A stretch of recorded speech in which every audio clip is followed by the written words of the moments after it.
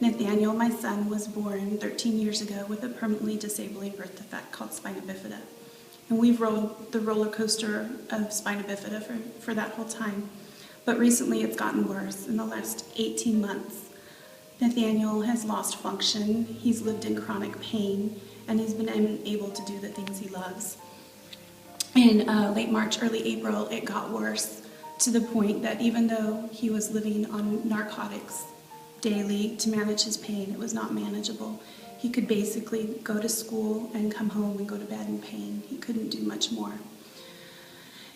Through the whole time, we'd been in consultation with his medical team, but in April, I felt that God was telling me it was time to take him someplace new and to get a second opinion.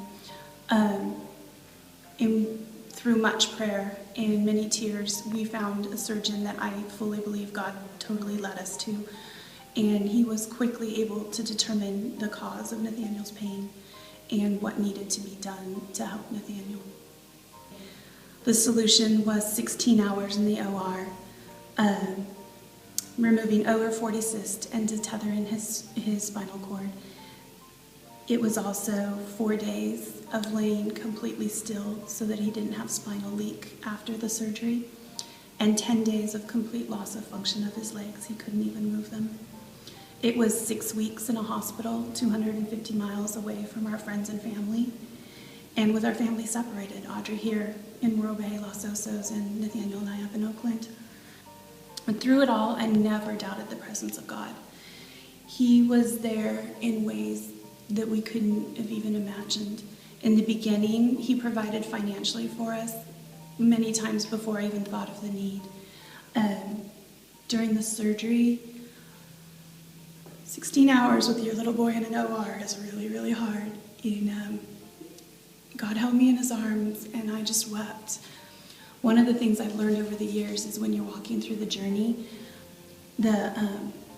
and clinging to God on the cross, not to beg for your will. I could spend hours begging for my will and take away from God.